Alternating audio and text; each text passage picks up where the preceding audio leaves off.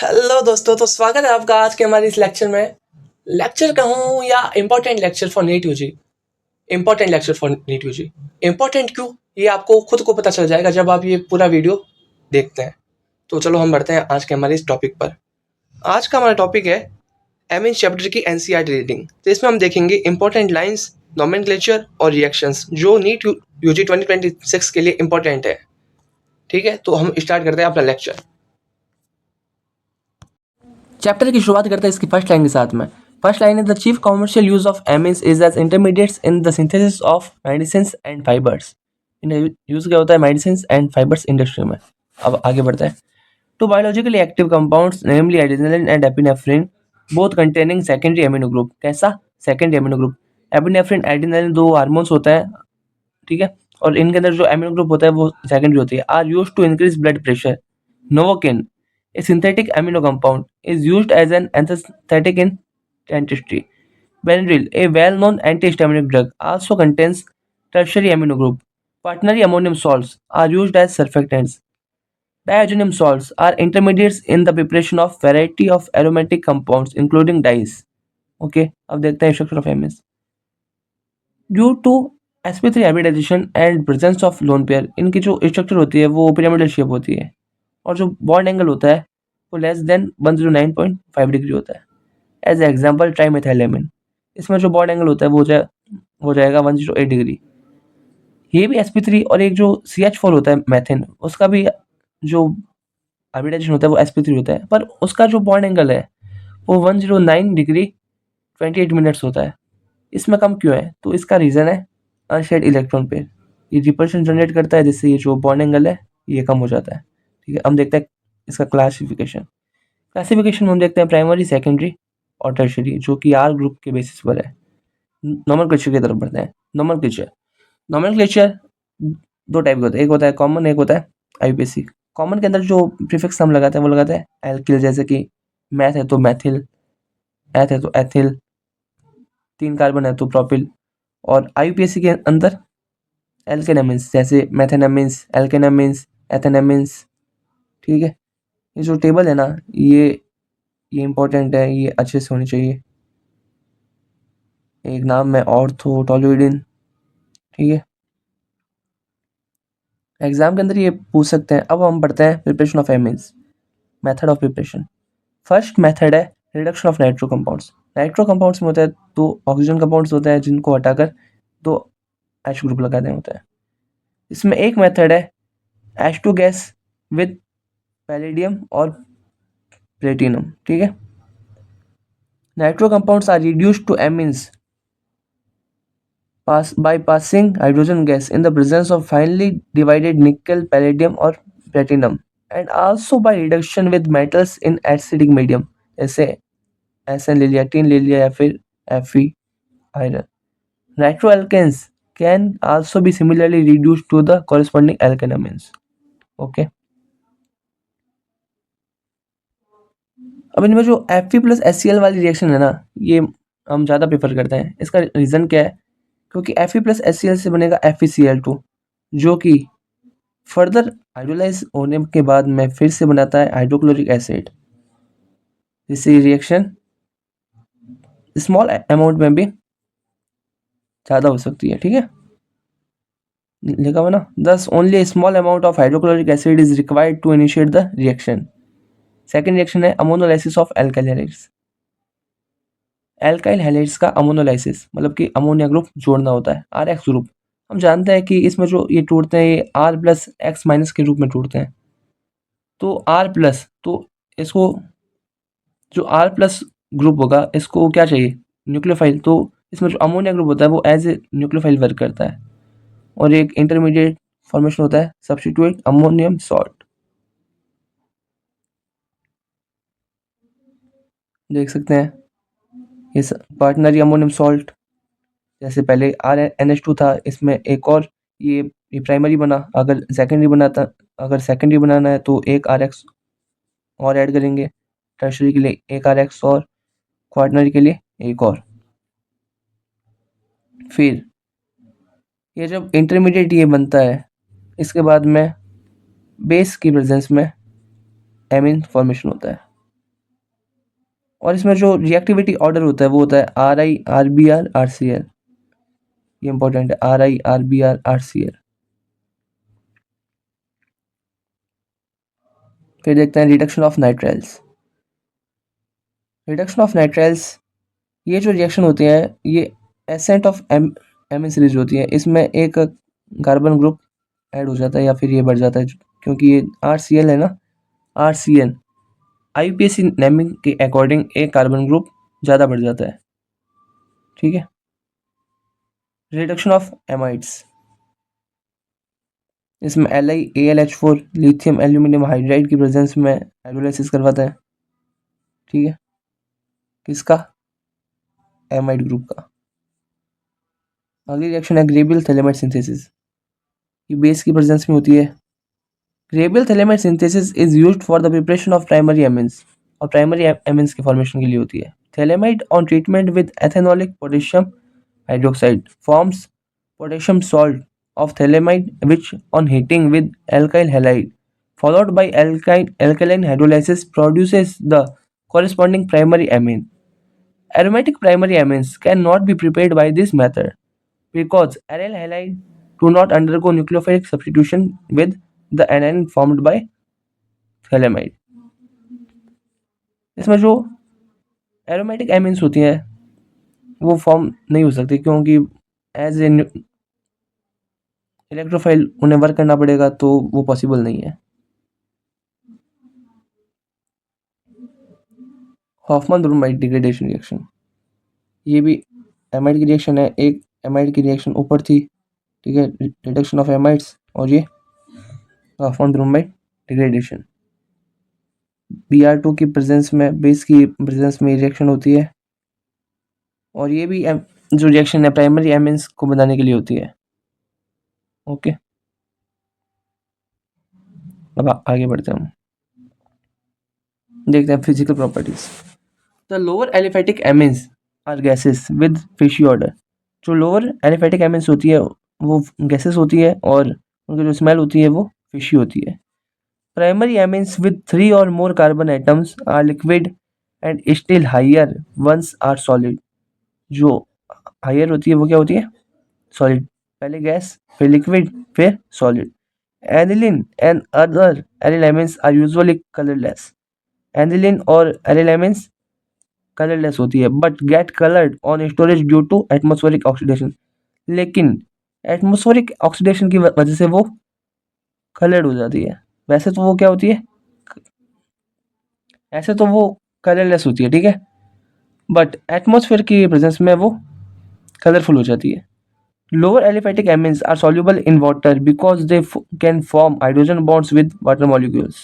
However, solubility decreases with increase in molar mass of amines due to increase in size of hydrophobic alkyl pi। R group जैसे जैसे बढ़ेगा वैसे वैसे इसकी जो solubility है वो कम हो जाएगी। क्यों? H बॉन्ड की स्ट्रेंथ कम हो जाएगी, H बॉन्ड कम बनेगा तो solubility भी कम हो जाएगी। ठीक है, अब इसमें जो आगे बता रखा है, therefore the order of boiling points of isomeric amines as follow. Boiling point का जो ऑर्डर होता है वो भी H बॉन्ड के कारण से ही होता है। प्राइमरी का ज़्यादा होता है सेकेंडरी से। अब जानते हैं आगे chemical reactions of एमिन्स।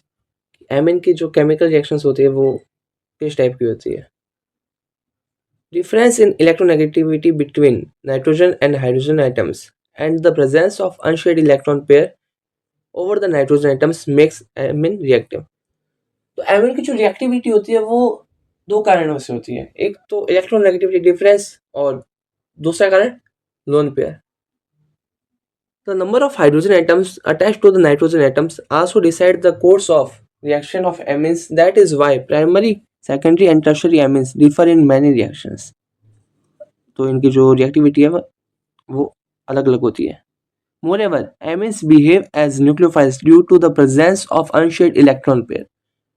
Some of the reactions of amines are described below। मतलब कि ये जो नीचे है ये रिएक्शंस बता रखी है, और ये जो बता रखा है इसमें behave as nucleophile due to presence of unshared electron pair. तो इलेक्ट्रॉन पेयर है वो इलेक्ट्रॉन किसी को देगा, किसको देगा? जो इलेक्ट्रोफाइल है वो किसी इलेक्ट्रोफाइल को इलेक्ट्रॉन देगा तो वो खुद क्या हो गया, एज ए न्यूक्लियोफाइल हो गया। ठीक है, जैसे कि एग्जाम्पल है, बेसिक कैरेक्टर भी बता रखा है, RnH2 प्लस HX क्या फॉर्म कर रहा है, एक सॉल्ट, एनिलीनियम सॉल्ट। इसमें ये जो आर है, AR है, ठीक है, aniline plus HCl, anilinium chloride. तो इसमें जो पीकेबी की वैल्यू होती है ना, इससे डायरेक्ट क्वेश्चन नीट में ये पूछ सकते हैं कि बेसिक स्ट्रेंथ का ऑर्डर बताओ, जैसे कि नीट 2025 में क्वेश्चन भी आ रखा है। तो ये जो वैल्यूज है ये याद होनी चाहिए।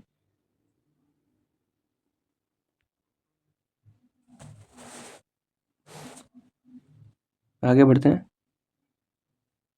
alkylamine versus ammonia. Let us consider the reaction of alkylamine and ammonia with a proton to compare their basicity. इनकी basicity को हम compare करेंगे। Due to the electron releasing nature of alkyl group, it pushes electrons toward nitrogen and thus makes the unshared electron pair more available for sharing with the proton to the acid. R जो group होता है ना, उसका plus group, plus nature होता है, plus जैसे कि plus I effect होता है, plus hyper conjugation, plus are effect होता है। तो ये इलेक्ट्रॉन रिलीजिंग नेचर है इनका।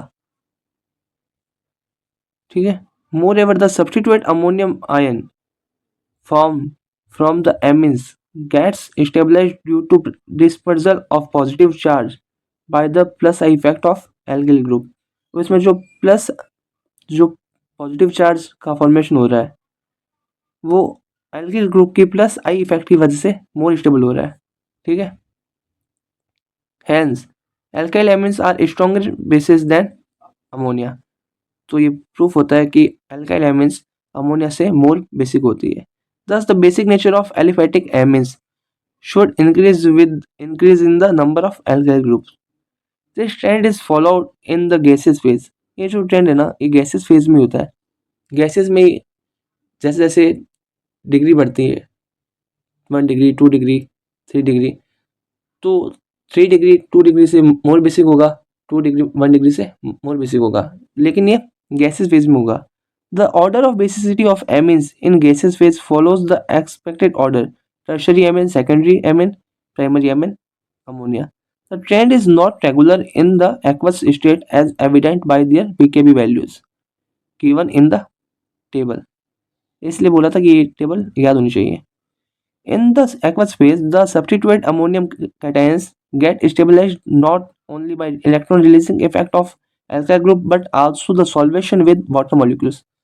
अब वाटर में क्या होगा, सॉल्वेशन इफेक्ट भी लगता है। The greater the size of the ion, lesser will be the solvation and the less stabilized in the ion is the ion. The order of stability of ions as follow: 1 degree, 2 degree, 3 degree. Aqueous में ऐसा होगा, greater is the stability of substitute ammonium cation, stronger should be the corresponding amines as a base. Ammonium cation की stability बढ़ेगी तो जो corresponding amine है उसकी basicity भी बढ़ेगी। ठीक है, thus the order of basicity of aliphatic amines should be primary, फिर सेकेंडरी, फिर tertiary, which is opposite to the inductive effect based order. Inductive effect based order में क्या था, टर्शियरी पहले था, फिर सेकेंडरी था, फिर प्राइमरी था। Secondly, when the alkyl group is small like CH3 group, there is no steric hindrance to H bonding. In case the alkyl group is bigger than CH3 group, there will be steric hindrance to H bonding. Therefore, the change of nature of the alkyl group, example from CH3 to C2H5, results in change of the order of basic strength. Thus, there is a subtle interplay of the inductive effect, solvation effect and steric hindrance of the alkyl group, which decides the basic strength of alkyl amines in the aqueous state. मतलब कि statement आ सकता है, there is a subtle interplay of the inductive effect, solvation effect and steric hindrance of the alkyl group, which decides the basic strength of alkyl amines in the aqueous state. The order of basic strength in the case of methyl substituted amines and ethyl substituted amines in aqueous solution is as follows. इसकी एक trick होती है, ethyne में क्या होती है, 2 3 1, secondary, tertiary, primary. और जो मैथिल होता है उसमें 2, 1, 3 secondary, primary, tertiary. Aryl amine versus ammonia. PKb value of aniline is quite high. PKb high है तो जो बेसिक नेचर है वो लो होता है, ठीक है ना। जैसे कि अगर किसी एसिड की पीएच ज़्यादा है तो वो उसकी एसिडिक नेचर कम होती है। पीएच जितना पीएच कम तो एसिडिक नेचर उसकी ज़्यादा होती है ना, वैसे वैसे पीकेबी कम होती है तो बेसिक नेचर ज़्यादा होती है। पर इसमें पीकेबी हाई है तो इसका जो बेसिक स्ट्रेंथ होती है वो कम होगी, ठीक है। It is because in alanine or other aryl amines, the anesthetic group is attached directly to the benzene ring. It results in the unshared electron pair on nitrogen atom to be in conjugation with the benzene ring and thus making it less available for protonation. तो इसमें conjugation होगा तो protonation के लिए ये available ही नहीं होगा। अगर अवेलेबल ही नहीं होगा तो कौन सा H प्लस आएगा जो ये लोन पे ले लेगा, तो वो थोड़ी उसमें वो दिक्कत आ जाएगी। तो इसकी जो बेसिक स्ट्रेंथ होगी वो घट जाएगी, ठीक है। We know that greater the number of resonating structure, greater is the stability.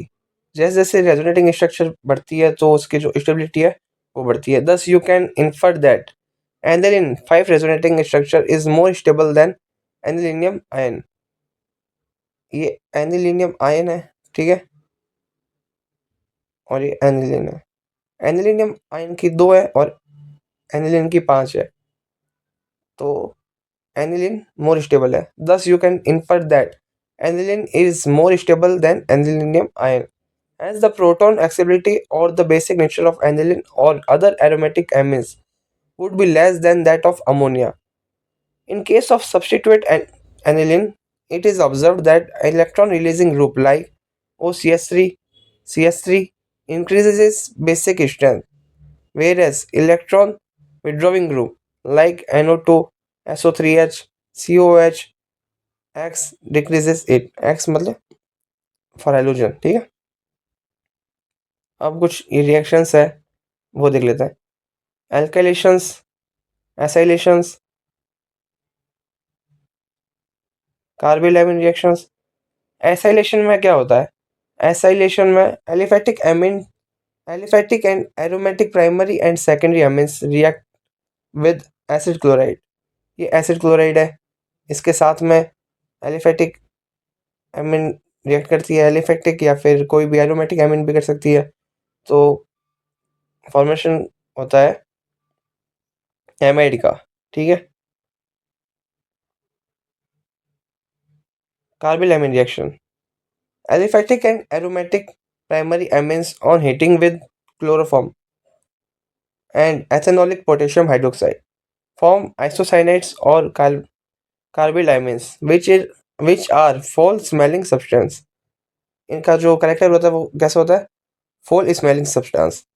ये जो आइसोसाइनेट फॉर्म होता है इसकी करेक्टरिस्टिक फीचर है ये foul smelling. Secondary and tertiary amines do not show this reaction. ये इंपॉर्टेंट पॉइंट है। Secondary and tertiary amine do not show this reaction is known as carbylamine reaction और isocyanate test. Isocyanate test क्यों बोला? क्योंकि इसमें ये smell आती है, फुल स्मेल, ठीक है। अगर फुल स्मेल आ रही है तो वो कैसी कैसी एमिन होगी? प्राइमरी एमिन होगी, क्योंकि सेकेंडरी और टर्शरी एमिन ये रिएक्शन नहीं देती है। तो ये प्राइमरी एमिन को सेकेंडरी और टर्शरी से डिफर करने के लिए यूज में की जाती है reaction with nitrous acid. HNO2 के साथ में रिएक्शन होती है जिसमें N2 गैस फॉर्म होती है, ठीक है।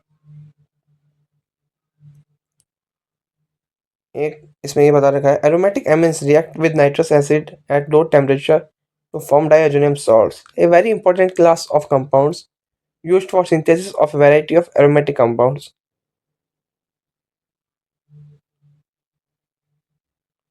सेकेंडरी एंड जो टर्शरी एमिन्स होती है वो डिफरेंट मैनर में रिएक्ट करती है। Reaction with aryl sulphonyl chloride, ये एरिल सल्फोनिल क्लोराइड है और ये जो रिएक्शन है इसका नाम है हिंसबर्ग रिएक्शन। और ये जो रिएजेंट है इसका नाम क्या है? Hinsberg reaction. The reaction of benzyl sulfonyl chloride with primary amine yields N-ethyl benzyl sulfonyl amide. N-ethyl benzyl sulfonyl amide ये स, ये अल्कलाइन मीडियम में सॉल्युबल होता है, ठीक है।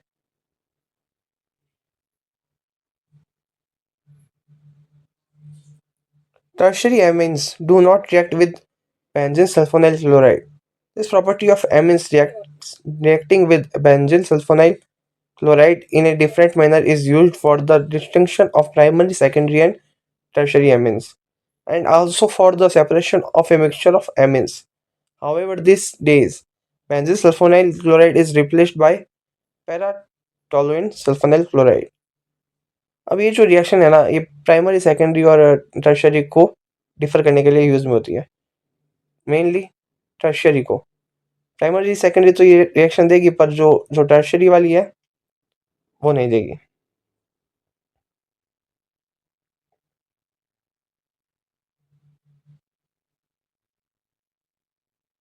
सेकेंडरी ये दे रही है, ये प्राइमरी दे रही है, और जो टर्शियरी है वो रिएक्शन नहीं देगी।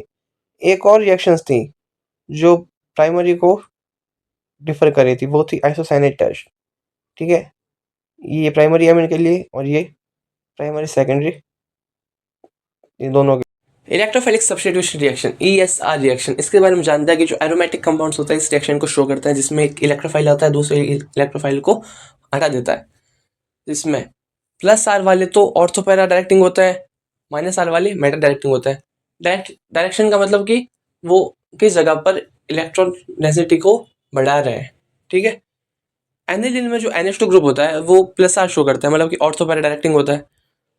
ब्रोमिनेशन रिएक्शन की बात करते हैं। ब्रोमिनेशन रिएक्शन एनिलीन की रिएक्शन होती है Br2 वाटर के साथ में, जिसका में फॉर्मेशन होता है 2,4,6 ट्राइब्रोमो एनिलीन का। अब इसमें एक प्रॉब्लम आती है। The main problem encountered during electrophilic substitution reaction of aromatic एमिन्स is that of their very high reactivity. इनकी वेरी हाई रिएक्टिविटी की वजह से अगर हमें मोनो सब्स्टिट्यूट चाहिए, जैसे कि इसमें 2,4,6 बन रहा है, अगर हमें सिर्फ ऑर्थो चाहिए या फिर सिर्फ हमें पैरा चाहिए, तो वो कैसे बनाएंगे, क्योंकि इनकी जो रिएक्टिविटी वो हाई है। ये तो बनाएगा सीधा 2,4,6 वाला। तो इसके लिए हम करें क्या? तो इसके लिए सॉल्यूशन भी बता रखा है NCERT में। This can be done by protecting the NH2 group by acetylation with acetic anhydride, then carrying out the desired substitution followed by hydrolysis of the substitute amide to the substituted amine। तो इसमें हम एसिटिलाइट बनाएंगे पहले, ठीक है ना, फिर Br2 in presence of acid के साथ में मोनो सब्स्टिट्यूट एनिलीन बना देंगे, ठीक है। ये होगी ब्रोमिनेशन रिएक्शन। अब देखते हैं नाइट्रेशन। नाइट्रेशन में क्या है, NO2 ग्रुप को ऐड करना है। NO2 ग्रुप ऐड करने के लिए HNO2 का फॉर्मेशन करेंगे। HNO2 बनेगा HNO3 प्लस H2SO4 से। अब इसमें जो ये परसेंटेज बता रखा है ना, ये इंपॉर्टेंट है। 51%, 47%, 2%। ये पैरा है, ये मेटा है, ये ऑर्थो है।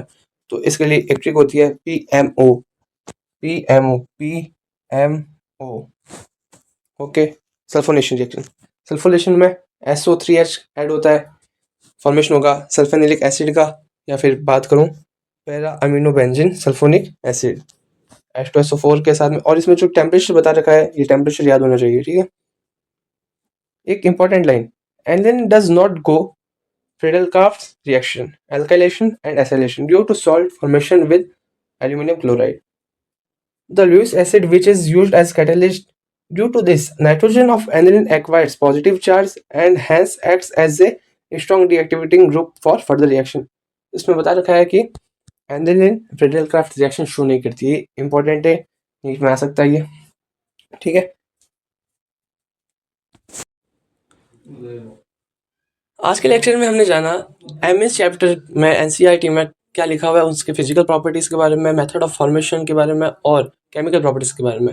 हमारी जो नेक्स्ट क्लास होगी वो डाइहाइड्रोनियम सॉल्ट्स के बारे में होगी। इसमें हम ये बताएंगे कि इनकी मेथड ऑफ प्रिपरेशन क्या होती है, ये खुद क्या होता है, और फिजिकल एंड केमिकल प्रॉपर्टीज़ क्या होती हैं। तब तक के लिए लॉजिकल को